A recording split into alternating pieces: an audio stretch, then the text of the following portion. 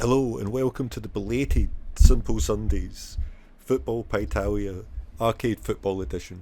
We're going to have a quick look at some arcade titles from the past. Football games that I think are a lot of fun. We've got only one game to play in terms of simulation in FIFA with no competition. It's nice to have a look back and see if there's any sort of games we could play as multiplayer games, either via RetroArch or other means in person. And I highly advise giving every single one of these games a shot. So, with nothing else to do, let's get started.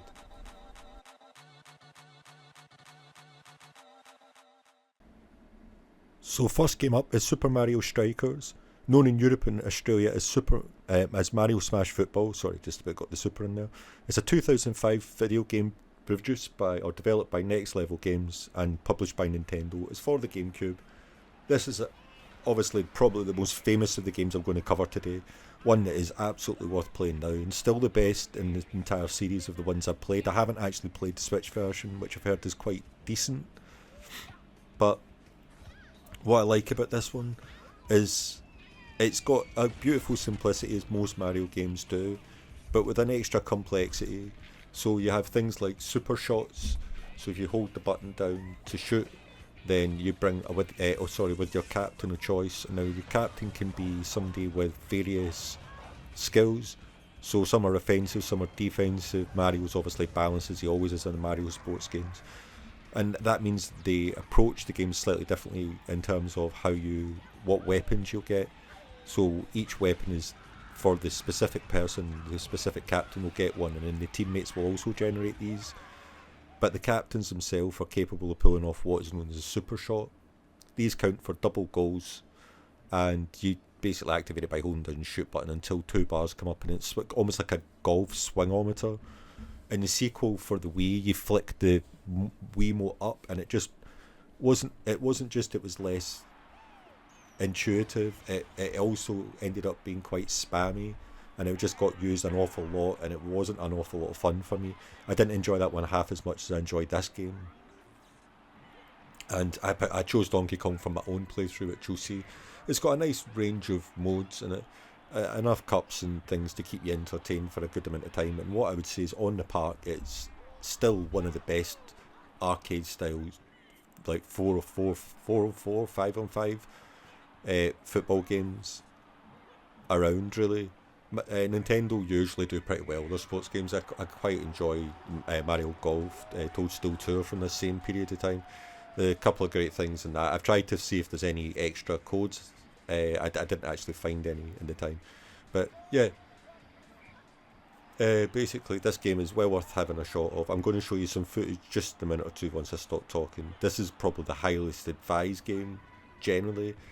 Either this or the last game on. The last game is the game I recorded yesterday morning, and my partner ended up coming home halfway through work, so I couldn't finish off the voice record. So I do apologise for that. But that game is well worth hanging around for.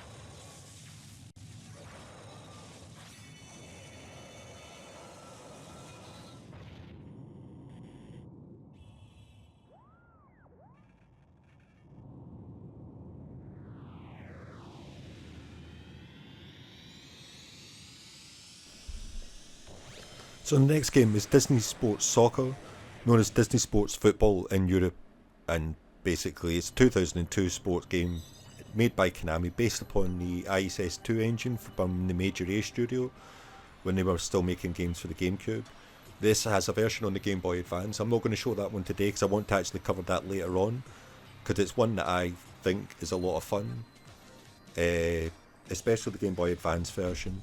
I think the Game Boy Advance version plays more like the old school sort of ISS Deluxe for the Super Nintendo stroke early PlayStation. I only own the original ISS Pro, so I don't actually have the ISS Deluxe version for the SNES, but it's an excellent game. And basically it's their modified version from the N64 games that powers this one. Disney Sports Soccer, very similar to Mario. The only difference here is we've got Disney people as the main captains of each team. They don't have a special ability though in the same way that in the Mario game, which I do think makes it a little bit less fun. They're slightly better than the other people you have with you in the team, but everybody's balanced out. It's another one of these sort of mascot type arcade football games. This one has a slight twist in that you have the left and right buttons for the GameCube control the height of the shot or pass. So you'll also find that right is runs. So it can cause a bit of confusion when you press the button. You just kind of end up hitting two buttons at once and naturally playing the ball very high, which I'll do, and you'll see quite a few clips of that later on. This is one that I actually really enjoy this one, but it's not the best of the games of today, because I think especially on the GameCube version, it's just a little bit slower in a way that I don't enjoy quite as much as the Game Boy Advance version, which I feel is just that little bit faster and neater to play. But it's still an excellent game, especially if you've got kids. I think this is a good way to introduce them to these type of games, since obviously it's got so many Disney characters in it. For young kids especially, it's a nice thing. And they have special animations for their goal celebrations. Unfortunately, I couldn't get any myself, but there are some lovely animations throughout the game. So what I'm going to do now is just play some more footage from it, and I'll be back for the next game.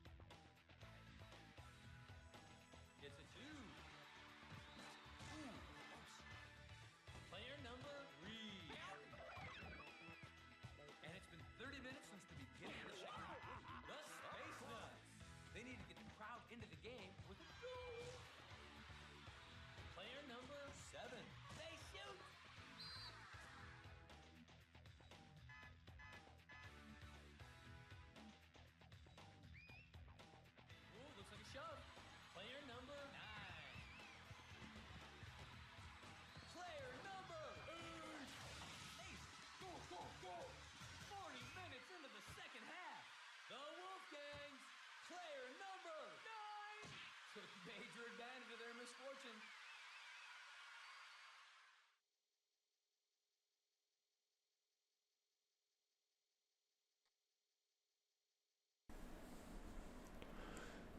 This one is Mastertronics 5-a-side, designed by Ken Grant, based upon an ice hockey game called Slapshot for the C64. This is a 1985 game, obviously, so it's a very, very early, fun football game still to play to this day. I think one of the things I really enjoyed about learning about this one was through the bitmap book. Oh, there's Pelly there. I forgot to say just how surprised he is to be in the game, because I certainly was when I saw him pop up here. But yeah, I got a bitmap book. So my partner bought me a bitmap book, Game of Two Halves. It's an encyclopedia basically to almost every single football game that's been made. And it's been a brilliant resource to find some new games that I'd never seen before or never played. This one here is a strange one in that in two-player this game is an awful lot of fun.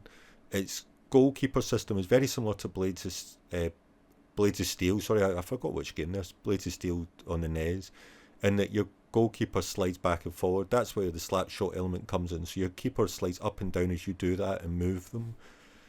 So it's got this kind of interesting dynamic where being in control of the goalkeeper adds an extra level of chaos. There are a few little tricks and tips to use, like the way you need to hold the button and press certain buttons to win the ball and do things. Mean that playing the computer is actually quite difficult because even on the easiest setting, the computer's pretty ruthless, able to take advantage of your shots and missing things, and basically it's just very difficult to get it past them. I've actually played this one quite a bit, and I still haven't won a match, I don't think, against the computer yet. I've got better and better at scoring goals, but unfortunately haven't managed to beat them. It's a very simple game, so this is definitely one you would want to play in two player, but I think that it's still got its merits, especially as an arcade style football game. The only football game I can think of from this era that's as much fun on the C64 is International Football by Andrew Spencer, which is one of the first football games I actually fell in love with. I had it. I even played it when I had my Mega Drive, just simply because it's so simple and plays so well. That's a game I'm going to cover though further down the road because I think it's one that has a lineage when it comes to Emlyn Hughes and things like that. That I would like to go back and cover the kind of legacy of that game. So what I'll do is play a little bit here. There's a little nice bit of crowd sound and stuff as well for a game so basic.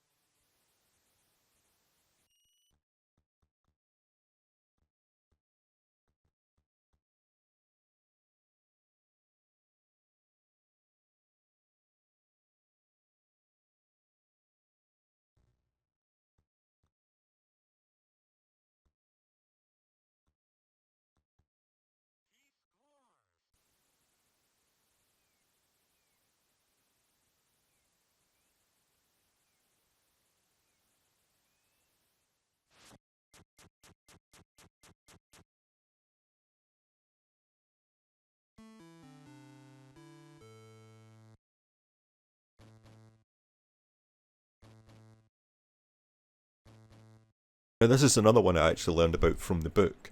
Pocket Soccer for the Game Boy Color. This is a really, really surprisingly fun little game.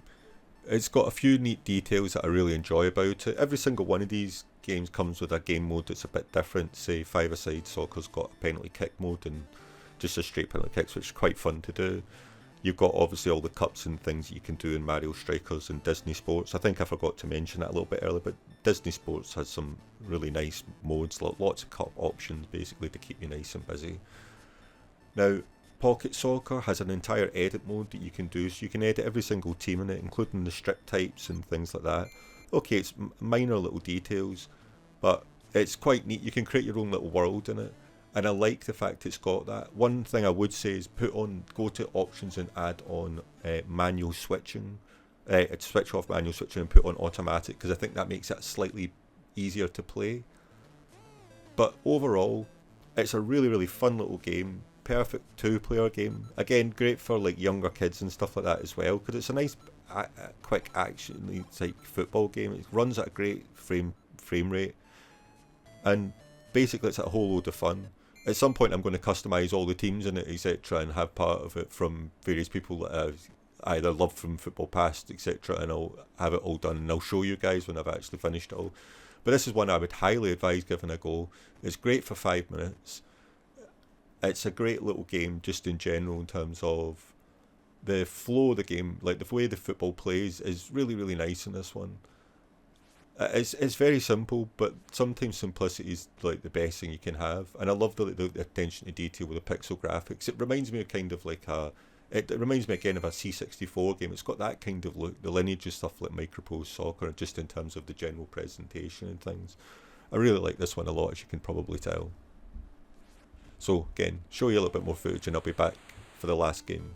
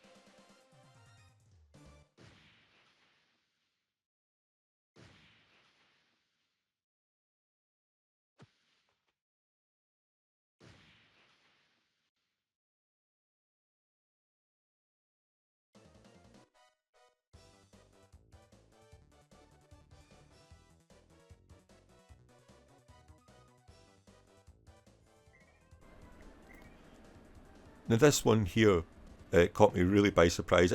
As much as anything, I included this because I love the artwork of it. It's Hudson Soft making J-League 11 Beat 1997 for the Nintendo 64. It was released in Japan only. So obviously when it comes to working your way out through the game modes, it's a little bit trickier than normal. Usually with football games, as you can see here, it's not that difficult to set up individual parts of it, but you might need to use Google Translate to get into actually use tournament modes and things like that. What I would say is that this is a fun game. If you set up a little exhibition, this is a really, really simple football game. As much as anything, I include it because of the chibi look, that sort of really cutesy Japanese look. I just thought it just looks so unique, and I think that's part of the reason why I really enjoy this one. It's actually a very neat little football game as well, although it might well be simple, but it isn't. It isn't in a way that makes the gameplay less fun. It doesn't have the super shots or anything like that of a Mario Strikers, but Disney Sports Soccer didn't have that either. And I think that both these games, that one's slightly more considered and slower, as this one is a little bit faster. But I love the presentation style, and as much as anything, that's part of the joy of it. The crowd sounds and stuff like that in these games it's all good, to be honest. There isn't a single one of them that I don't enjoy the sounds from it. I think that's partly because that part what makes them good fun games to play. The audio part, it doesn't have to be amazing, but it does have to have a little bit of character. And I love that the sort of, when it comes to these Japanese arcades where you get more BGMs and stuff throughout the games, more of the soundtracks, and you obviously get to enjoy that element of them. Now what I'm going to do is show you some footage from this, because as I said, there's not a huge amount to necessarily go into in detail. This game's all about the feel, and the feel of it is something I would suggest. Just open up an emulator and give it a go if you can today.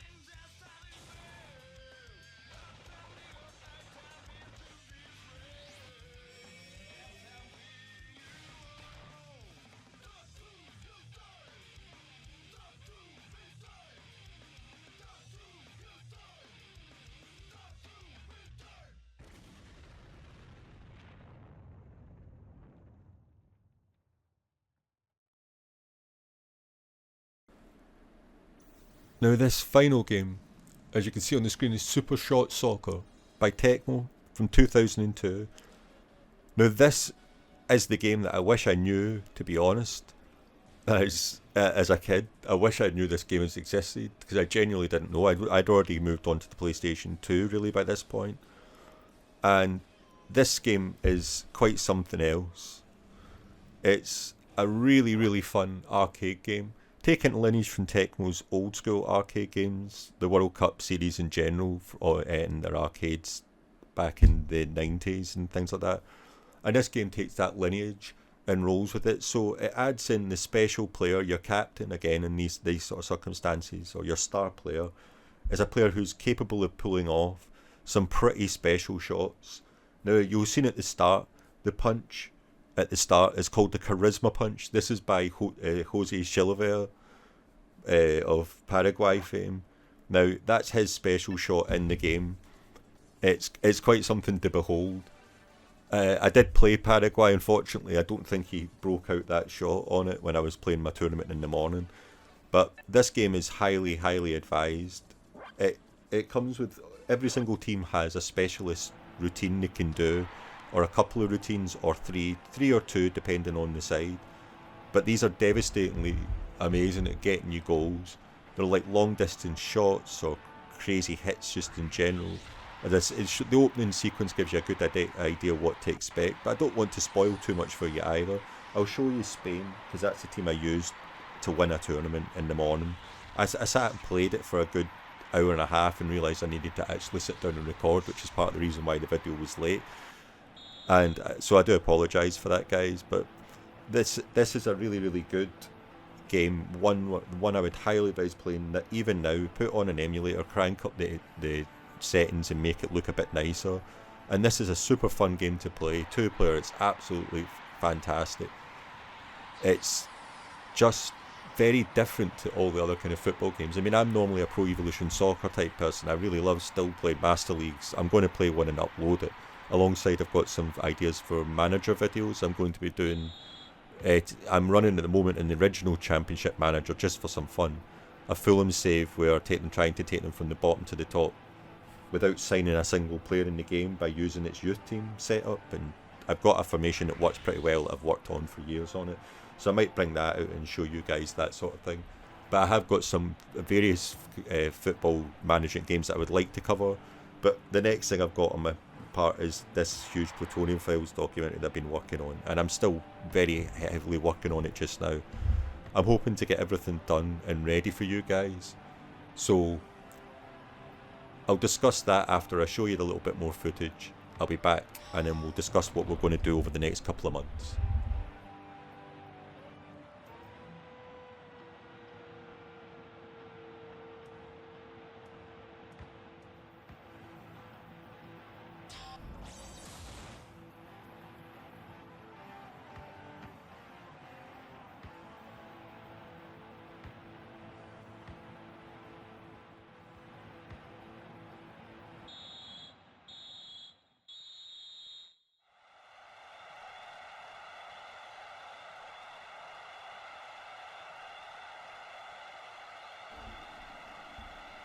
So yeah, sorry, I got myself a bit lost there, but we're going to talk about the future part for the channel. So I want to try and produce more videos this year. I've had a little bit of break over Christmas because we were really, really busy at home, and I haven't had much time to myself to be able to voice record with various things happening in the time. So what I'm going to do is, the Plutonium Files this is going to be a 3-part thing because it's such a huge story. I really need to break it down.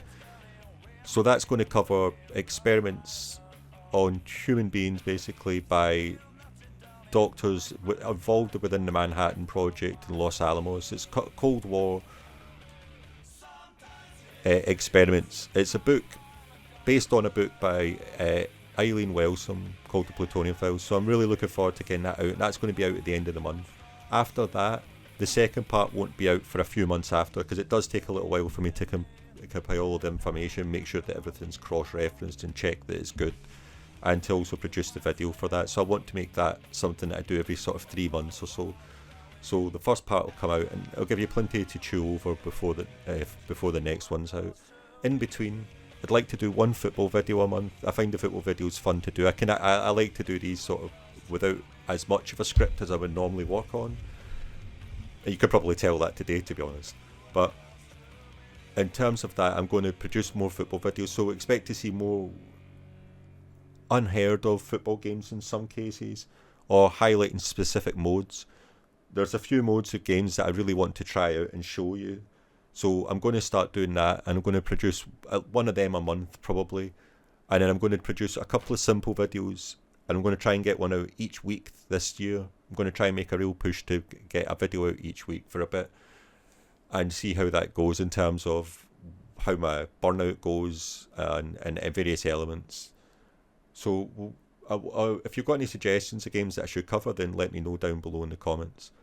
I've got some plans to... I generally want to stick to the handhelds when it comes to games, because I feel that handheld games are both unlooked at and also in some cases unloved. There's lots and lots of games on handheld that deserve a little shout out, because they are still great games to play, I think. And there's plenty of ones out there that I've played myself that I know that I haven't seen many people talking about, or if I have done, it's much more recently, in the case of something like Invader. So thanks very much for watching. I hope to see you again soon on the 31st. I'll be doing a premiere for that particular show. I showed on Kim Justice's Discord that I've got a bottle of Atomic Chernobyl vodka, Chernobyl Spirit, ready for it. So that's going to be fun. And I plan to be there for the chat, etc. Because I do think there'll be a fair amount to talk about if people do want to watch and see what's going on. But thanks for taking your time out your day. Have a nice day. Give me a like if you enjoyed it. Take care. Bye.